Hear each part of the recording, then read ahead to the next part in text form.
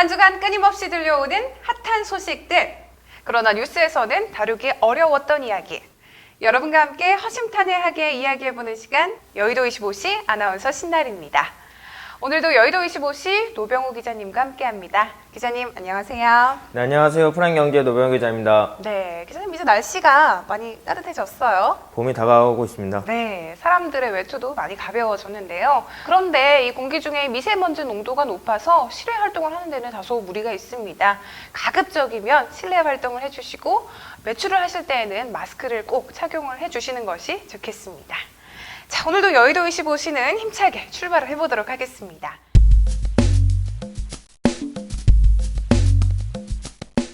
네, 오늘의 첫 소식입니다. 국내 증권사들의 기업 분석력이 또 한 번 도마 위에 올랐습니다. 자, 이제 4분기 실적 발표 시즌이 막바지로 접어들고 있는 가운데 대부분의 기업들의 추정치와 실제치의 괴리가 10% 이상 벌어지면서 어닝 쇼크를 기록했기 때문인데요. 얼마 전 A증권사에서요, 국내 금융투자업계 기업이익 추정치가 낙제점이라고 직접적으로 꼬집었는데요. 45개 국가 중 36위를 차지했고, 이는 신뢰할 수 없는 수준이라 디스를 했는데요.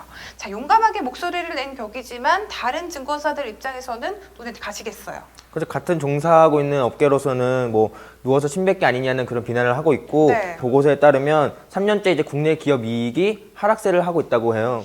자, A증권사의 보고서에 따르면요, 모건 스탠리 캐피털 인터내셔널, 즉 MSCI가 집계한 기업이익 추정치 신뢰도를 들었는데요. 국내 애널리스트들의 국내이익 추정치 정확도는 70에서 80% 수준으로, 자, 45개 국가 중에 평균이 93%에 비한 거 치면은 훨씬 미치지 못하다는 평을 받고 있습니다. 일본이 이제 113%로 1위를 차지했고요. 네. 중국이 102%로 뒤를 이었고, 우리나라보다 밑에 있는 국가는 흔히 그 이제 피그스라고 불리는 포르투갈, 아일랜드, 이탈리아, 스페인 등 유럽 재정 위기국들밖에 없다고 해요. 사실상 뭐 우리나라가 꼴찌다라는 셈을 현재 낮은 수준이라고 네, 아주 평가가 그냥 되고 있죠. 대놓고 보여주고 있는 셈인데, 이에 대해서 정확도가 떨어지게 된 것은 우리나라가 수출을 하는 국가이기 때문에 대외 영향을 많이 받는다, 뭐 이런 별명을 하고 있어요. 그렇죠. 왜냐면 과거 10% 수준밖에 안 되던 우리나라의 그 중국 그 수출 의존도가 최근에는 25%까지 올라갔어요. 그러다 보니까 이제 유럽 재정 위기 이후에 유로존의 수출을 둔 중국 경제가 둔화되다 보니까 우리나라 역시 연쇄적으로 뭐 악영향을 미친 거 아닌가 이런 얘기도 있죠. 네, 물론 뭐 틀린 소리는 아닙니다만 아이러니한 것은 중국도 102%로 2위를 차지했는데 대외 경제 영향만으로 책임을 전가하기에는 조금 다소 무리가 있지 않나라는 생각이 드는데요. 또 이제 국내 이 추정치 정확도가 우리나라가 떨어지는 이유 중에 하나가 국내 기업들이 너무 이제 긍정적으로 낙관적으로만 논하는 거 아니냐 뭐 이런 지적도 있어요. 네. 네. 또 그래서 A증권사가 또 보고서를 내면서도 자기는 이제 투자 전략가로서 당연히 고민해야 할 것을 고민한 거고, 이 문제를 뭐 해결할 방법도 고민하고 있다 뭐 이런 식으로 같이 덧붙였더라고요. 아니나 다를까 C증권사의 한 임원은요, 대형 증권사의 자존심만 내세운 격이라고 맹비난을 퍼부었습니다. 국내 증시가요, 정말 침체기에서 벗어나려면 대형사의 자존심도 또 중소사의 비방도 아니라는 생각이 듭니다.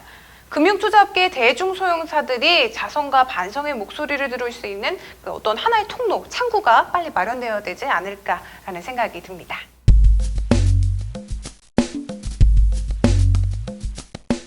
지난해 국내에서 판매된 디젤차 규모가요, 사상 처음으로 가솔린을 추월했다는 소식입니다. 자, 이런 분위기를 타고 정부에서요, 디젤 택시의 유가 보조금을 지원하도록 하는 법안을 국회에 통과시켰다고 합니다. 택시는 LPG가 많잖아요. 근데 네. LPG 가격이 계속 오르다 보니까 택시업계에 종사하고 있는 사람들이 경제적으로 어려움을 겪고 있고, 그래서 거기에 따라서 다양한 연료를 쓸 수 있게 해달라고 정부에 요청을 했는데, 정부 역시 이에 받아들여서 유종 다변화를 할 수 있게 대안을 내놓은 게 이번 사건인 거죠. 유종 다변화라는 취지는 참 환영할 만한 일입니다만 모든 업계에서 환영하는 것은 또 아니라는데요. 가장 문제가 되는 게 환경 문제라고 해요. 그렇죠.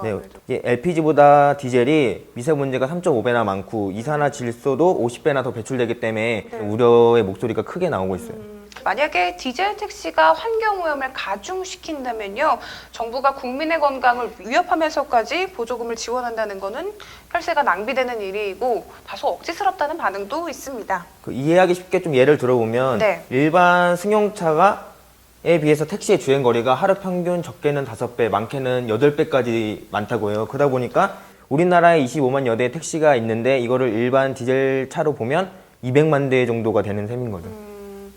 수치화를 해보니까 조금 이해가 쉬운데요. 이런 상황에서도 불구하고 택시가 유종 다변화라는 카드를 내세운 거 보면은 다만 연료비를 절감하기 때문이다. 뭐 이렇게 해석을 하면 될까요? 근데 종사자들은 또 한편으로는 이제 정부가 지원금을 준다고 하더라도 어느 정도 한계가 있기 때문에 또 안 좋다라고 또 얘기하는 사람들도 많아요. 그렇죠.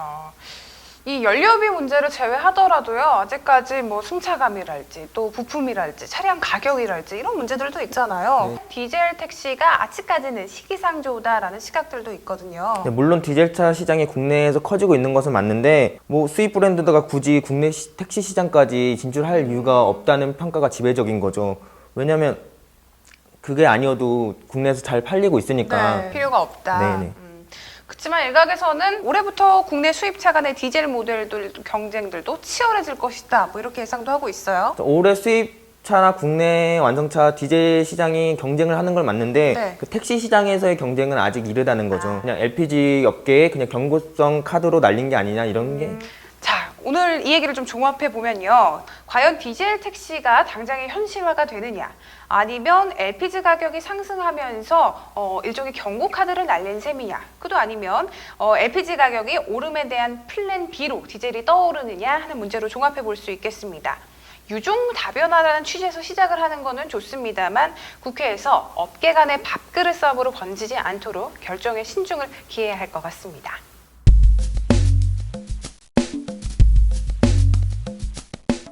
서울 논현동에 위치하고 있는 세울스타즈 호텔이 경매로 나왔습니다. 자, 주목할 만한 것은 경매가가요, 무려 670억 원으로 책정이 돼서 역대 수도권 숙박업소 가운데는 최고가를 기록했다고 합니다. 자, 이 호텔이 또 한 번 주목을 받는 것은 어제 오늘 내일이라는 YTT 룸살롱이 입주해서 그동안 성파문으로 유명세를 좀 탔던 곳이죠. 네, 그 YTT 같은 경우는 이제 룸만 100개가 넘고 종업원 역시 이제 500명이 넘을 정도로 기업형 풀살롱으로 알려져 있는데 뭐 유흥계 랜드마크네 뭐네 뭐 이런 말도 있더라고요. 진짜 중소기업이네요. 그 정도 가보셨나요? 수준에는. 가봤겠습니까? 가보셨나요? 아니요. 오히려 이 호텔이 룸살롱 때문에 인지도가 높아진 격이라고 해도 과언이 아니겠습니다. 자, YTT가 검찰 수사에 들어가면서 영업이 본격적으로 좀 어려워졌죠. 자, 왜 이렇게 높게 책정이 된 겁니까? 역세권에서 가장 프리미엄이라고요. 왜냐면 이제 봉근사 인근에 위치했는데 2호선 강남역, 7호선 학동역, 9호선 신논현역, 분당선 정릉역 되게 많은데 이렇게 4 역세권을 지니고 있는데 또 이후에 차병원 사거리에 9호선 이제 개통된다고요. 9호선까지. 그러다 보니까 이제 5 역세권을 예약해 놓은 상태니까 더 프리미엄으로 치솟고 있는 거죠. 대박이다. 이렇게 하면 뭔 거미줄인데요, 진짜? 거미줄인가요? 자, 이쯤 되면은 뭐 만남의 광장이라고 해도 과언이 아닌데, 그렇죠. 그리고 또 2010년 7월부터 사용 승인이 떨어졌기 때문에 비교적 뭐 오래된 건물이 아니에요? 최신 네네. 건물이죠. 그도 한몫했을 거고요. 자, 이렇게 매각가가 높게 책정이 된 만큼 자, 업계에서는 언제, 과연 누가 이걸 매각해 갈까에 시선이 쏠리고 있습니다. 근데 부동산 담보 대출을 낀다고 해도 한 200~300억 원에 동원돼야 되기 때문에 과연 이제 그만한 자금력을 누가 갖고 있냐가 문제죠. 경매가 시작이 됐죠. 네네. 자, YTT 사건으로 불명예가 있었기 때문에 이게 어느 정도 매수를 하는데 영향을 미칠 것이다라고는 하고 있습니다.